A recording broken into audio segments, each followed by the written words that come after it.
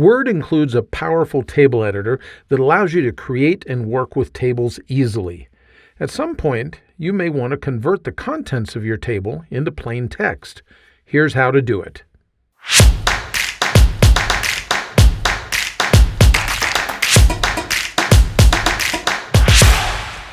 If you already have your data within a table like you can see on the screen here, at some time you may want to convert that existing table into text.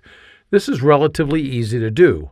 All you need to do is click once within the table itself, and that displays the two table tabs of the ribbon up here. We're going to click on Table Layout, and then I'm going to go over and select the entire table. Now I'm going to convert this table into text. That's the command over here in the data area of this ribbon. All I have to do is go over and click on it, and then I can tell it how I want information to be separated. Now typically the default here is tabs, and that should work just fine. That means that information within the rows is separated by the tab character, and then each row will be ended with a paragraph mark. So I'm just going to go ahead and click on OK, and you can see that that's exactly what happened.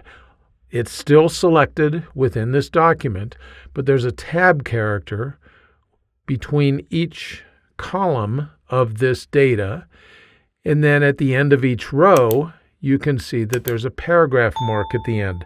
So I've converted my table into text that I can now work with as I would any other text within the document. I hope that you found this quick tip helpful. If you did, well, you might consider signing up for my Word Tips newsletter.